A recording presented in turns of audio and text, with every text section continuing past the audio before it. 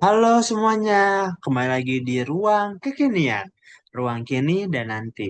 Di video kali ini, saya akan membahas materi terkaitan dengan isu ketimpangan pendidikan di negara-negara OECD dan bagaimana negara maju seperti Jepang merespon masalah tersebut melalui reformasi kurikulum. Nah, sebagai mahasiswa S2 Pendidikan Dasar, saya akan mengikatannya dengan pengalaman pribadi saya di sekolah tempat saya mengajar, tepatnya di SD Evans Indonesia Kota Bangun, serta membandingkannya dengan sistem pendidikan di negara OECD non-Asia lainnya. Jadi, langsung saja. Nah, bagaimana sebetulnya ketimpangan pendidikan di OECD dan relevansinya dengan Indonesia? Dalam artikel Choi Enjang pada tahun 2001 itu, negara OECD itu ternyata masih menghadapi masalah yang besar berupa ketidaksetaraan pendidikan, terutama yang berkaitan dengan pengaruh latar belakang sosial ekonomi, dukungan belajar yang tidak merata, kebijakan publik yang belum optimal, akses pendidikan berkualitas yang berbeda antar wilayah, dan menariknya, masalah ini juga terjadi di sekolah tempat saya mengajar. Di sana itu banyak orang tua yang hanya lulusan SD ataupun SMP. Bahkan sebagian tidak bisa membaca. Akibatnya, pendampingan belajar di rumah menjadi minim. Dan anak-anak itu masih memiliki hambatan dalam prestasi akademiknya. Nah, ini sejalan dengan penelitian dari Abduh pada tahun 2003 yang membuktikan bahwa status sosial ekonomi itu berpengaruh langsung terhadap prestasi akademik. Dan ini terjadi bukan hanya di negara OECD, tapi juga di negara Indonesia. Nah, ada dukungan kebijakan sebetulnya dari pemerintah itu, yaitu dengan program PIP, Dana BOS, dan Kota Belajar yang memang membantu, tapi memang distribusinya masih belum optimal.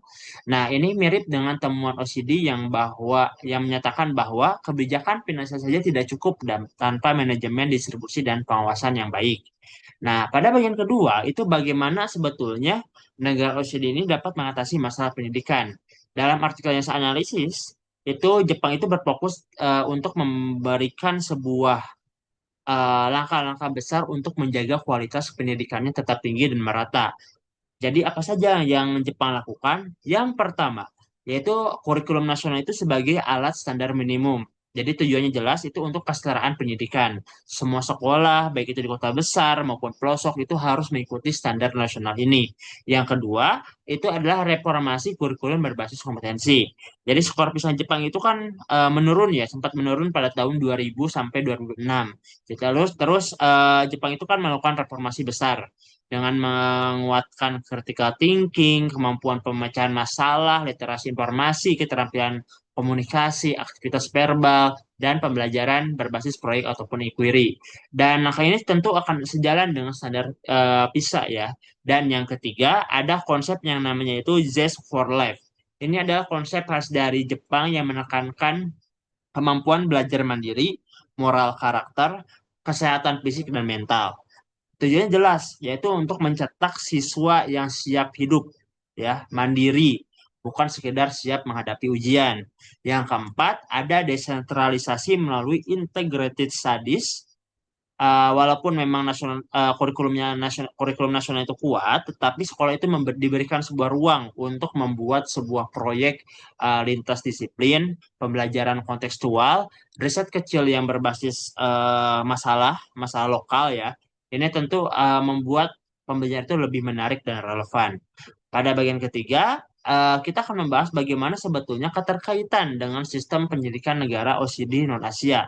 Yang menarik adalah langkah Jepang itu sebenarnya sejalan dengan tren global di negara-negara OECD non-Asia. Seperti yang pertama, adanya sebuah pergeseran dari content based menjadi kompetensi based kurikulum.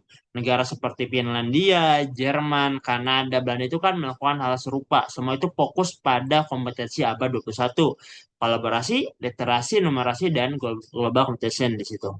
Dan yang kedua itu adanya reformasi kurikulum setelah bisa itu shock ya atau menurun.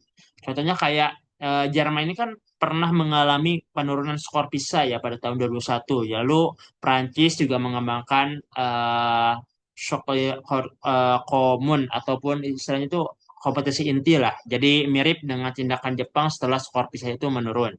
Yang ketiga itu adanya keseimbangan antara sentralisasi dan otonomi sekolah. Jadi kalau di Finlandia kan sangat desentralistik. Di Prancis itu sangat sentralistik dan Inggris itu kombinasi sentralisasi dan mekanisme mekanisme pasar. Nah, Jepang ini kan berada di tengah-tengah nih. Dan itulah yang buat sistem pendidikan itu sangat stabil. Yang keempat itu ada World Child Education. Jadi Jepang ini kan pendekatan itu untuk menekankan kesejahteraan siswa. Maka dengan konsep Just for Life tadi tentu akan membuat siswa itu sejahtera. Yang kelima itu pembelajaran interdisipliner. Jadi Amerika Serikat itu dengan STEAM-nya, Kanada dengan PBL-nya, Finlandia dengan Phenomenon Based Learning, Jepang dengan Integrated Studies. Jadi semua itu mengarah pada arah yang sama, yaitu pembelajaran yang relevan, aplikatif, dan bermakna. Nah, pada bagian keempat, mengapa Jepang itu bisa mencapai skor PISA yang tinggi? Ada beberapa alasan yang kuat. Yang pertama adalah penguasaan matematika dan sains berbasis inquiry. Ya, di sini lesson study itu kan membuat pembelajaran dengan konsep yang lebih mendalam. Yang kedua itu adanya penekanan pada diskusi dan pemecahan masalah. Ini sangat sesuai dengan indikator PISA Reading and Scientific Literacy. Yang ketiga itu berkaitan dengan kurikulum kompetisi ya, bukan kompetensi, bukan hafalan. Jadi siswa itu belajar cara berpikir, bukan hanya mengingat. Yang keempat, Just for Lab, meningkatkan motivasi, kesehatan mental, dan seni belajar. Dan yang kelima, guru berkualitas dan supervisi profesional. Jadi guru-guru di Jepang itu kan memiliki budaya refleksi dan kolaborasi yang kuat. Dan dari hal tersebut, Jepang itu kan berhasil menjaga konsistensi mutu pendidikan dan skor PISA tinggi. Karena kurikulumnya selaras dengan fungsi global, didukung guru berkualitas, serta budaya yang kuat. Indonesia menghadapi masalah serupa dengan OECD, namun perlu memperkuat implementasi dan pemerataan sumber dayanya.